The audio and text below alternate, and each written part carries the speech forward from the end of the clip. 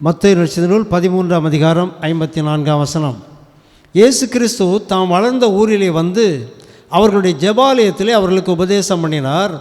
அவர்கள் ஆச்சரியப்பட்டு, இவனுக்கு இந்த ஞானமும் பலத்த செய்கைகளும் எப்படி வந்தன? இயேசு கிறிஸ்து தாம் வளர்ந்த ஊரிலே வந்து பிரசங்கம் பண்ணினார். வளர்ந்த ஊர் என்றால் 30 வருஷம் அவர் வாழ்ந்த இடம். அவர் வாழ்ந்தபோது அவர் எந்த பிரசங்கமும் பண்ணலை. அந்த 30 வருஷமும் 30 ஆண்டுகளிலும் ஒரு தச்சனாக தன்னுடைய வேலையை செய்தார். ஆகவே அவர்களுக்கு ரொம்ப ஆச்சரியமாக போயிட்டு அவருடைய பிரசங்கம், அவருடைய அற்புதங்கள் எல்லாத்தையும் பார்த்து ரொம்ப ஆச்சரியப்பட்டு அவர்கள் ஒரு கேள்வி கேட்டார்கள். இவன் தச்சனுடைய குமாரன் அல்லவா? இவன் தாய் மரியாள் என்பவள் அல்லவா? யாக்கோபு, யோசே, சீமோன், யூதா என்பவர்கள் இவனுக்கு சகோதரர் அல்லவா? இவன் சகோதரிகள் எல்லாரும் நம்மிடத்தில் இருக்கிறார்கள் அல்லவா? இப்படி இருக்க இதெல்லாம் இவனுக்கு எப்படி வந்தது என்று சொல்லி அவரை குறித்து இடறல் அடைந்தார்கள். இது மாதிரி கேள்வியை நம்ம ஊர்லேயும் பலரை பார்த்து கேட்போம் இல்லையா? ஒரு மனுஷன் கொஞ்ச காலம் ஊரில் இல்லாமல் வெளியூருக்கு போய் நல்லா சம்பாதிச்சு பணம் எல்லாம் தேடி ஒரு பெரிய செல்வந்தனாக வர்றாருன்னு வைப்போம். வந்து அவரை புதுசாக பார்க்கும்போது, அடா இந்த மனுஷன் இன்னொருடைய மகன் அல்லவா, இவனுடைய சகோதர சகோதரிகள்லாம் நம்ம ஊரில் இருக்கிறார்கள் அல்லவா என்று சொல்லி அவருடைய முன் நிலைமையை காட்டி பேசி சில வேளைகளில் நையாண்டி பண்ணுவோம், நக்கல் அடிப்போம். அந்த மனிதரை குறித்து ஒரு தரக்குறைவான ஒரு எண்ணத்தை நான் வைப்போம் என்பார்களே. அதே மாதிரி தான் இயேசு கிறிஸ்து அவர்கள் பார்த்தார்கள். இவர் இத்தனை வருஷம் நம்ம கூட இந்த ஊரில் வாழ்ந்தவர் அல்லவா, வேலை செய்தவர் அல்லவா, நம்மிடத்தில் கூலி வாங்கினாரே, நமக்கு ஸ்டூல் சேரெல்லாம் செய்து கொடுத்தாரே, மேசையெல்லாம் செய்து கொடுத்தாரே, திடீர்னு இப்படி இந்த காரியம்லாம் இவருக்கு எப்படி வந்தது? இது உலகத்தின் இயல்பான ஒரு நடைமுறை. உங்களை பார்த்தும் என்னை பார்த்தும் கூட இந்த கேள்விகள் கேட்கப்படும். இந்த கேள்விகள் நம்மை பார்த்து கேட்கப்படும் போது நாம் மனம் சோர்ந்து விடக்கூடாது. இயேசு மனம் சோர்ந்தாரா?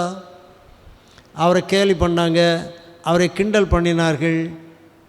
இந்த மனுஷன் இவனுடைய மகன் அல்லவா என்று சொல்லி குறைவாக பேசினார்கள். ஆண்டவர் ஏதாவது மனம் சோர்ந்து போனாரா? ஐயோ, நான் இந்த இடத்துல இருக்கக்கூடாது, நான் இவர்களுக்கு என் எந்த உதவியும் செய்யக்கூடாது என்று மனம் சோர்ந்து இந்த ஊழியத்தை நிறுத்திடலாம் அப்படி ஏதாவது நினைச்சாரா? நினைக்கல. ஏனென்றால் ஒரு மனுஷனை குறித்து பிறர் என்ன கருத்து சொல்லுகிறார்கள் என்பதல்ல முக்கியம். இப்போ என்னை பற்றி மற்றவங்க உலகத்தில் வாழ்கிற மனிதர்கள் என்ன சொல்லுகிறார்கள் என்பதல்ல எனக்கு முக்கியம். எனக்கு எது முக்கியம்? என்னை பற்றி என்னுடைய ஆண்டவர் என்ன நினைக்கிறார் என்பதுதான் முக்கியம். 2 முக்கியமான மனிதர்களை பற்றி குறிப்பாக பார்க்கலாம். ஒன்று தாவீது. தாவீதுடைய சிறப்பு என்ன?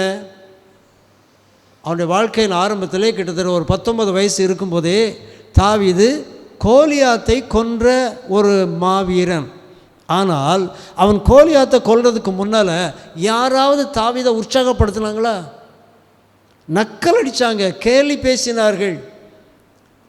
உம்முடைய பிள்ளைகளில் ஒருவனை ராஜாவாக தெரிந்து கொள்ளப் போகிறேன் என்று சொல்லி சாமுவேல் அந்த ஊருக்கு வந்தபோது, பெத்லகேமுக்கு வந்தபோது தாவீதினுடைய பிள்ளைகள், ஈசாயின் பிள்ளைகளை எல்லாம் அழைத்தார்.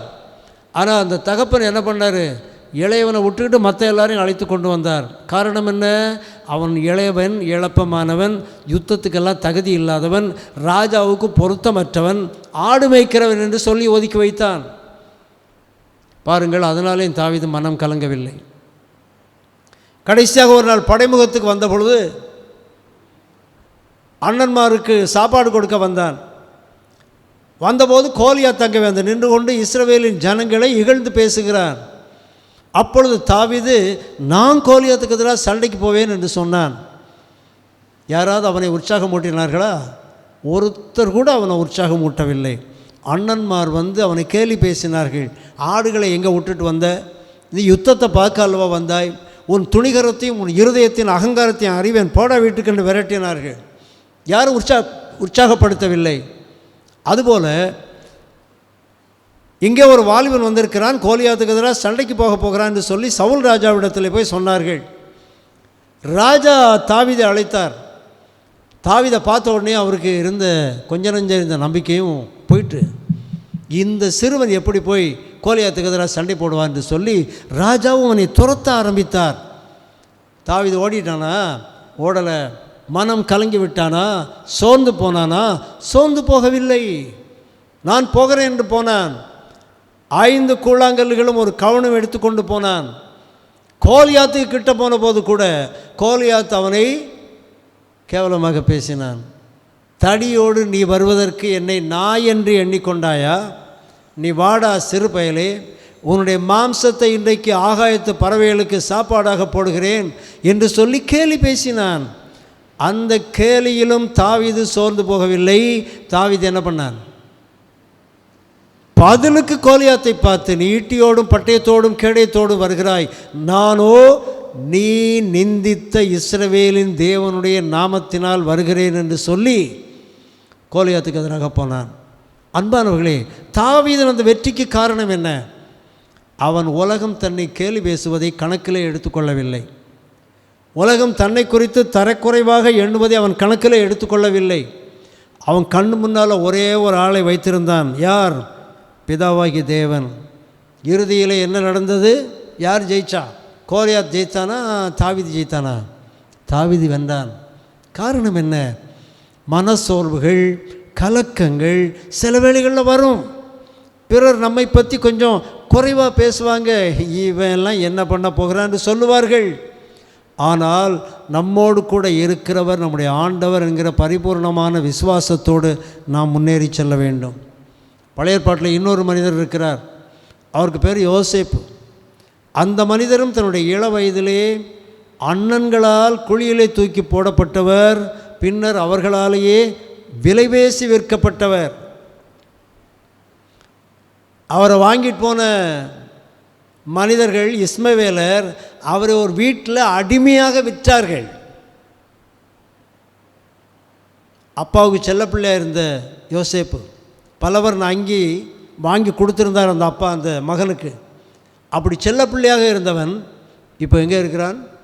அடிமையாக இருக்கிறான். ஆனாலும் யோசேப்பு மனம் சோர்ந்து போனானா? சோர்ந்து போகவில்லை. பைபிளில் அடிக்கடி யோசேப்பை பற்றி சொல்லும்போது வருகிற ஒரு வசனம் என்ன தெரியுமா? கர்த்தர் யோசேப்போடைய கூட இருந்தார். அடிமையாக இருந்த இடத்துல அவனுக்கு ஒரு சோதனை வந்தது. போத்திபாரின் இல்லத்தில் அந்த சோதனையில் அவன் உறுதியாக நின்றபடியினால், விழுந்து போகாதபடியினால் அவன் பாதிப்புக்குள்ளானான். அநியாயமாக குற்றம் சாட்டப்பட்டான். அநியாயமாக குற்றம் சாட்டப்பட்டு சிறைச்சாலையிலே அடைக்கப்பட்டான். சோர்ந்து போனானா? மனம் கலங்கி விட்டானா? இல்லை என்பானவர்களே, அவன் சோர்ந்து போகவில்லை.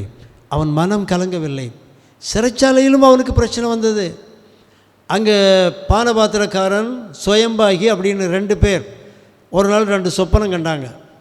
அதில் ஒருத்தனுக்கு மரண தண்டனை, இன்னொருத்தனுக்கு ராஜா திரும்ப அந்த பதவியை கொடுப்பார் என்று அந்த சொப்பனத்தின் அர்த்தத்தை யோசேப்பு சொல்லிவிட்டு திரும்ப பதவி கிடைக்கிற பானபாத்திரக்காரனுக்கு பார்த்து யோசேப்பு ஒரு சின்ன வேண்டுதலை வைப்பார்.